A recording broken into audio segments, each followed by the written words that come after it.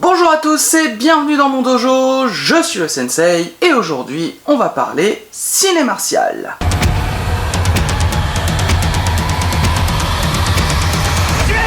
Et aujourd'hui on va parler d'un film très cher à mon cœur, un film rapidement devenu un véritable film doudou pour moi et que je revois un minimum une fois par an et un film que j'ai pas mal cité dans la dernière vidéo. Aujourd'hui on va parler de Street Fighter Assassin's Fist.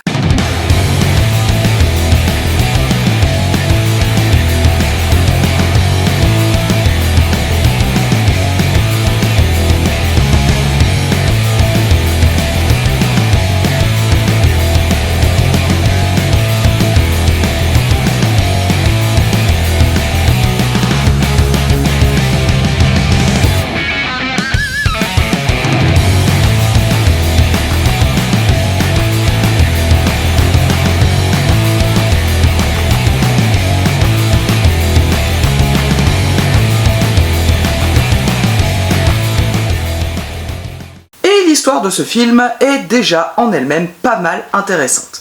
Bon, déjà parce qu'en fait, à la base, c'est pas un film. Ouais, je sais, laissez-moi vous expliquer, c'est pas si étrange que ça. Notre histoire commence en 2010 avec la sortie d'un court-métrage qui sort donc sur YouTube, mettant en scène les personnages de Ryu et Ken Masters, personnage principal des jeux vidéo Street Fighter. Le métrage met évidemment en scène un combat entre les deux amis et rivaux de toujours qui semble ne pas s'être vu depuis un certain temps. Et Ryu semble tailleur turlupiné par de vilaines visions d'étranges démons. Et c'est un court-métrage qui a sacrément bien fonctionné et donné envie à ces deux réalisateurs, Joey Hansa et Christian Howard, d'aller plus loin dans cette aventure et de carrément créer une web-série sur l'univers de Street Fighter. Et oui, c'est bien une web-série, on revient sur le côté film juste après. L'idée était de raconter l'entraînement de Ken et Ryu auprès de Gouken Sensei. Une idée qui est plutôt maligne en un sens, puisqu'en réalité elle n'a jamais été véritablement abordée dans l'univers de Street Fighter, bien que brièvement montrée à travers quelques flashbacks, notamment dans le film d'animation Street Fighter 2 de 1994 et dont j'ai déjà traité sur la chaîne. À partir de là, c'est une grande aventure qui va commencer et c'est grâce à la maison mère de la franchise, Capcom donc, que les choses vont pouvoir commencer puisqu'ils vont donner officiellement l'autorisation aux deux réalisateurs de faire leur web-série sans aucun problème. La condition, c'était simplement que l'équipe parvienne à financer le projet eux-mêmes. Donc c'est le point de départ du financement participatif qui devra permettre au film de se faire. Sauf que finalement le financement participatif il va échouer.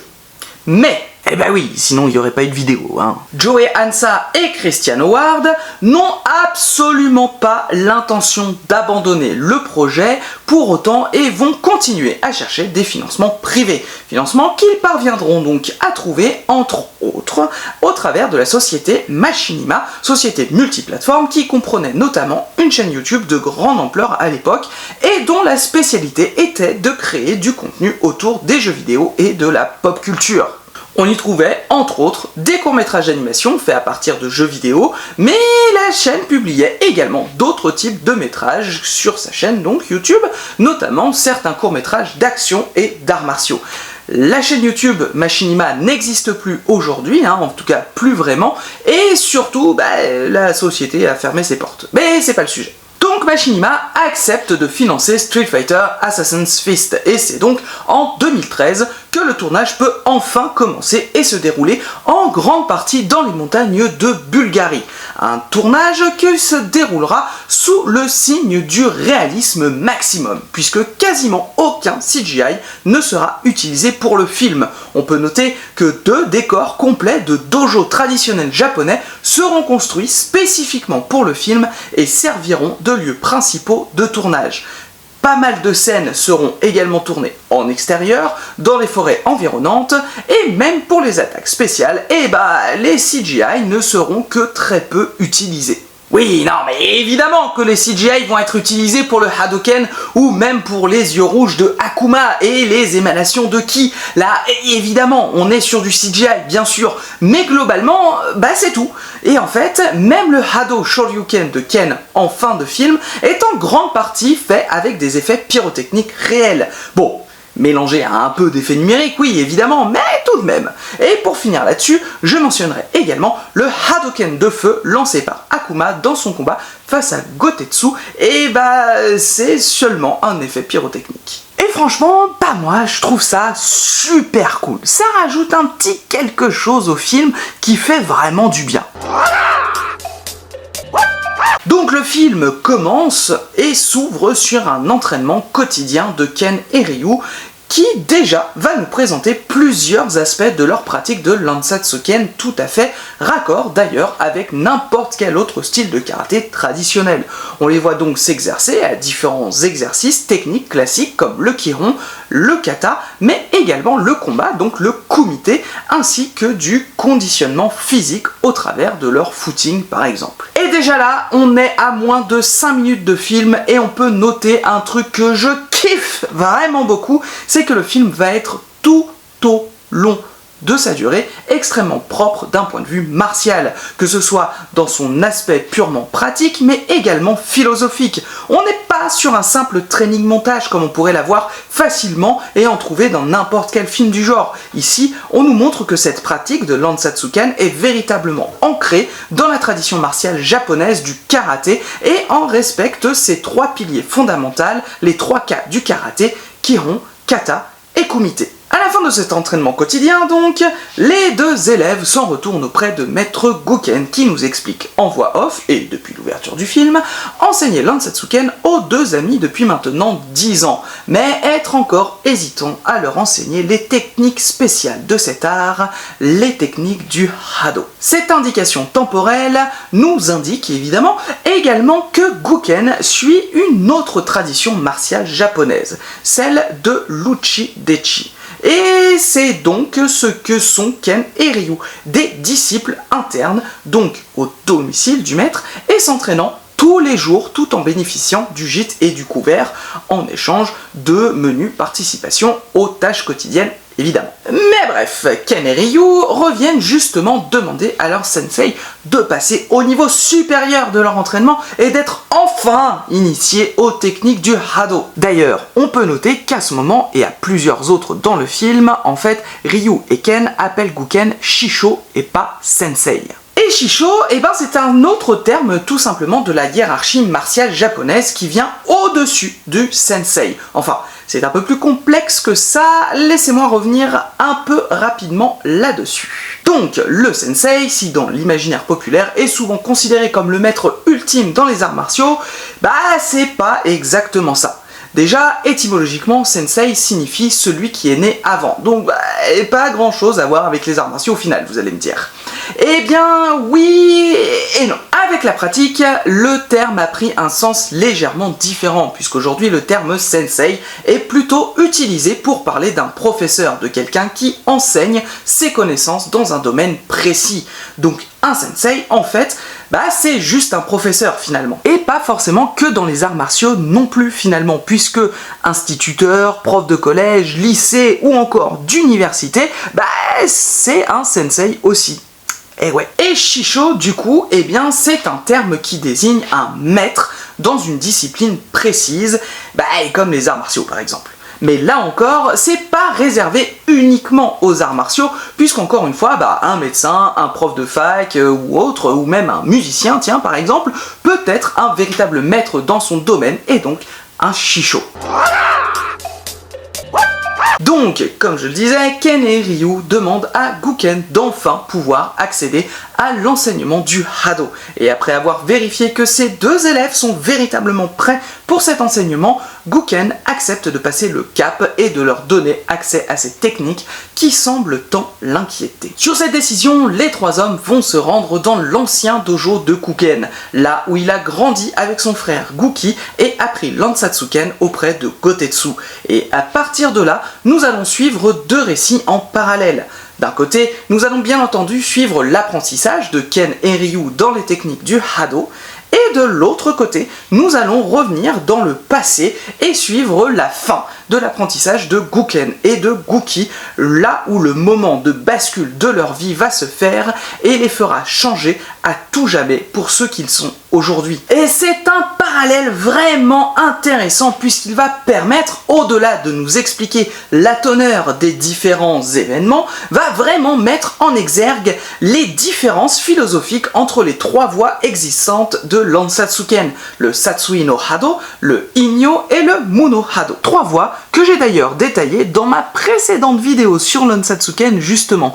Donc si vous l'avez pas encore vu, c'est le moment. Alors je sais pas vraiment si on peut parler de spoiler pour Street Fighter, mais bon, ceux qui ne connaîtraient pas vraiment cette histoire et ou qui n'ont jamais vu le film, attention spoiler. Le film se terminera bien entendu sur deux événements majeurs de l'histoire de la saga. Des événements qui lancent en fait un petit peu ce que l'on connaît le plus de cet univers et de ses personnages, à savoir donc le départ de Ken et Ryu pour leur Musha Shugyo, le pèlerinage du guerrier. Encore une fois, j'en ai parlé dans ma précédente vidéo. Ils quittent donc le dojo dans lequel ils viennent de passer 10 années de leur vie, quittent également celui qui a eu la place de figure paternelle pour eux pendant cette période, et plus encore pour Ryu, même puisque c'est Gouken qui l'a élevé depuis l'âge de 4 ou 5 ans. Les deux jeunes hommes s'en vont alors pour les États-Unis où ils comptent démarrer leur voyage. On aura même le droit à une petite scène post-générique qui nous montrera l'arrivée de Ken et Ryu à l'aéroport et passera alors devant eux un homme transportant une pile de caisses affublée d'un logo bien connu des fans, une tête de mort entourée d'elle, l'emblème de Bison et de son organisation Shadow Law. Et donc le deuxième événement très important qui va se passer en fin de film, c'est le combat entre Gouken Sensei donc et Akuma, son ancien frère Gookie, là où Gouken va périr. Vous l'avez compris, et en même temps, je l'ai dit aussi en début de vidéo, Street Fighter Assassin's Fist est un film que j'aime énormément. C'est très clairement l'un de mes films préférés, donc je ne peux que vous conseiller son visionnage. Tout y est maîtrisé, que ce soit l'univers, l'histoire, les personnages, les scènes de combat, qui sont d'ailleurs chorégraphiées par Joe Hansa, également réalisateur du film et acteur, puisque c'est lui qui joue Akuma. On sent l'amour pour cette licence dans chaque aspect et dans chaque seconde du film. Un amour mêlé de respect et qui évite d'ailleurs au film de tomber dans le piège du pur fan service et de la référence à outrance. Alors oui, bien sûr, il y a des références au jeu et à l'univers, mais sans jamais aller trop loin ou être montré simplement pour dire les paysages sont magnifiques, les décors sont vraiment de qualité, tout comme les costumes et les effets spéciaux. Alors oui, j'en vois déjà dans les commentaires et derrière leur écran à dire « Ah ouais, mais la perruque de Ken et de Gouken, elle est vraiment réussie aussi, non, je crois pas, elle est dégueulasse !» Oui, effectivement, sur les costumes, on peut mentionner que quelques perruques sont pas de fou réussies, dont celle de Ken et de son père en effet. Et oui, on pourrait, malgré ce que j'ai dit plus tôt, mentionner également que le Hadoken aurait peut-être pu être mieux fait. Mais, à ça, j'aurais deux choses à répondre. Premièrement, on parle de deux trucs un peu moyens sur un film quasi totalement autofinancé avec un budget vraiment faible pour une durée d'un métrage de 2h30. Deuxièmement, alors, est-ce que vous voulez vraiment qu'on reparle des adaptations précédentes de Street Fighter faites par des grosses prods avec des gros budgets ? Ah clairement, en termes de dégueulasserie et de raté, on est sur du très très haut niveau, et en plus vous pouvez oublier le respect à l'univers ou même au jeu Street Fighter, c'est simple, il est tout simplement inexistant. Et j'ai même envie de dire, on peut aller plus loin si vous voulez et parler du film Street Fighter à venir. Je m'efforcerai de pas trop cracher dessus avant de l'avoir vu en entier, mais honnêtement, pour le moment, franchement, ça sent pas vraiment très bon. Et on a plus l'impression d'un truc où on va passer son temps à nous dire hey, regarde, on est dans Street Fighter, t'as vu ce personnage de Street Fighter? Regarde, c'est Street Fighter, t'as vu ce Street Fighter, t'as vu, il a fait comme dans Street Fighter, t'as vu ce personnage de Street Fighter? Alors oui, je m'énerve un peu, oui.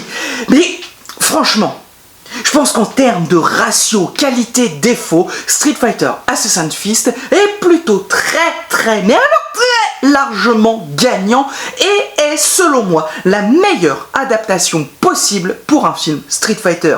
C'est une leçon pour toutes les adaptations, car ce film s'attache d'abord au fait d'être un bon film en premier lieu, puis une adaptation à la fois fidèle et personnelle. Une adaptation encore une fois faite avec amour et surtout faite avec respect. Vraiment faite avec respect. Non seulement pour sa licence, mais également pour ses fans. Et ça c'est vraiment très important. Malheureusement, c'est une aventure et une version de cet univers qui n'auront pas plus loin, car si une suite était effectivement prévue et devait s'appeler Street Fighter World Warrior, le nom même du deuxième opus du jeu d'ailleurs, celui qui fera exploser la licence dans le monde entier et instaurera bon nombre de codes du jeu de combat moderne, j'en parle dans ma vidéo sur l'histoire des jeux de combat, allez la voir. Elle est cool. Et ben cette suite, elle verra malheureusement jamais le jour. Encore une fois, Joe Hansa avait reçu l'autorisation de Capcom pour faire ce projet à condition de pouvoir le financer lui-même.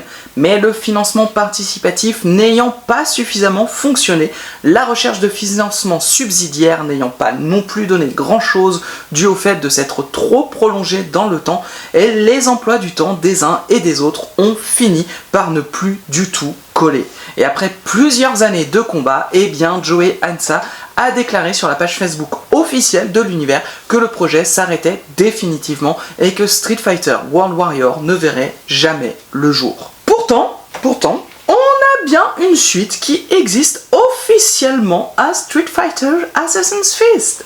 Cette suite, c'est Street Fighter Resurrection, une petite série de la même équipe qui se déroule après les événements qui devaient être racontés dans World Warrior. On y retrouve Ryu et Ken qui vont devoir se mesurer à un guerrier qui semble être invincible et au physique frankensteinien. C'est pas facile à dire. Cette web-série, une fois encore distribuée par Machinima, a servi d'introduction au jeu Street Fighter V. Mais même ce petit succès additionné au gros succès qu'a été Street Fighter Assassin's Fist, parce que bon, je vous rappelle quand même que la web-série a tellement bien fonctionné qu'elle a bénéficié d'un montage format film dont je suis en train de vous parler et qui est sorti dans plusieurs pays, dans la France, en DVD et en Blu-ray, et bah pas de World Warrior comme je vous le dis. Mais je vous conseille très largement le visionnage de Street Fighter Resurrection, puisqu'on y voit donc, comme je vous le disais, Ryu et Ken y affronter le personnage de Charlie, qui est un personnage bien connu des fans de la saga Street Fighter, et on y introduit également pour la première fois quelques petits personnages du jeu à venir, Street Fighter V, à venir à ce moment-là. Mais bon, du coup, la franchise n'est pas vraiment morte pour autant, puisque, comme je l'ai évoqué un tout petit peu plus tôt, au moment où sort cette vidéo, un film est prévu pour sortir au cinéma courant 2026.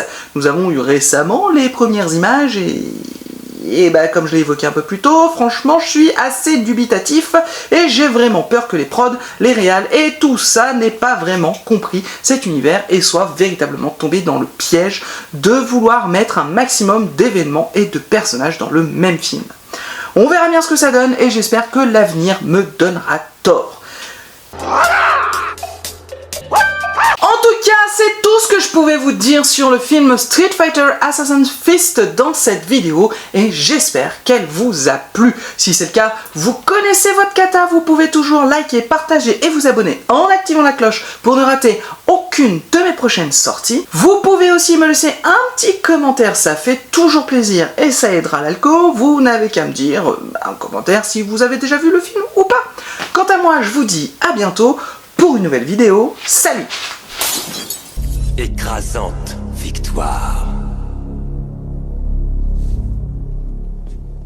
Empty your mind. Be formless, shapeless, like water. If you put water into a cup, it becomes becomes the cup. You put water into a bottle, it becomes the bottle. You put it in a teapot, it becomes the teapot. The water can flow or it can crash. The water